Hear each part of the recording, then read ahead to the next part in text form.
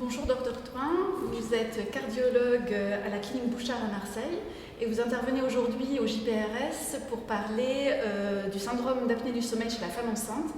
Alors je crois que vous avez énormément travaillé sur le sujet en amont des JPRS avec un groupe de travail dédié sur cette thématique.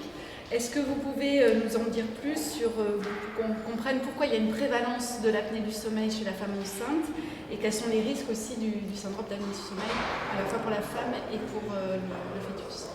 Alors oui, en effet, il y a une augmentation très importante de la prévalence de l'apnée du sommeil pendant la grossesse, en raison principalement de l'hyperœstrogénie qui accompagne la grossesse et qui crée en fait un œdème, une rhinite et un œdème des voies aériennes supérieures, aggravant en fait l'obstruction des voies aériennes supérieures.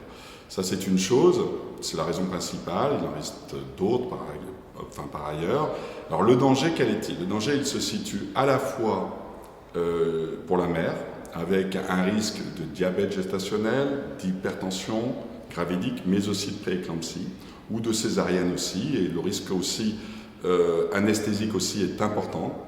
Et puis, pour l'enfant, on a des problématiques de prématurité, de passage aux soins intensifs, et surtout, avec des études plus récentes, des séquelles à moyen ou à long terme dans la descendance, à titre de prise de poids, de diabète, d'hypertension, mais aussi de troubles de l'apprentissage et du développement moteur. Ok, et comment on peut détecter au mieux, et j'imagine le plus précocement possible, ces apnées? Alors ça a été un sujet extrêmement débattu pendant nos Zooms, avec notre groupe de travail JPRS, et probablement que chez les patientes obèses, on peut se contenter d'une polygraphie initiale, mais il faudra détecter probablement des indicateurs un peu plus fins, tels que l'imitation de débit en polygraphie ou retrouver des efforts respiratoires potentiels pour nous conduire à la polysomnographie, pour ne pas ignorer des femmes enceintes qui présenteraient de l'apnée du sommeil sans désaturer.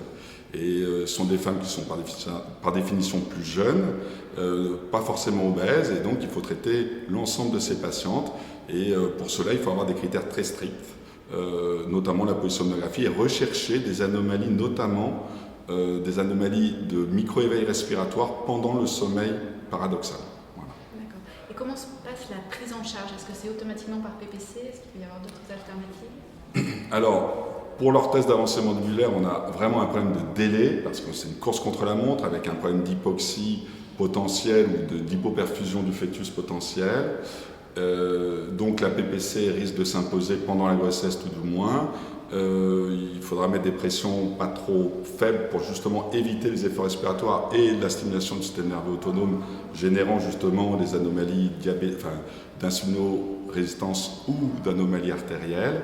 Et puis, bonne nouvelle, l'activité physique, qui n'est absolument pas contre-indiquée chez les femmes enceintes, est très importante puisqu'elle permet, dans une étude randomisée, une diminution flagrante, très importante, par 2 ou 3, à la fois du diabète gestationnel, mais aussi de l'hypertension gravidique et enfin de la macrosomie chez les enfants. Merci, voilà. Dr Toin. Merci.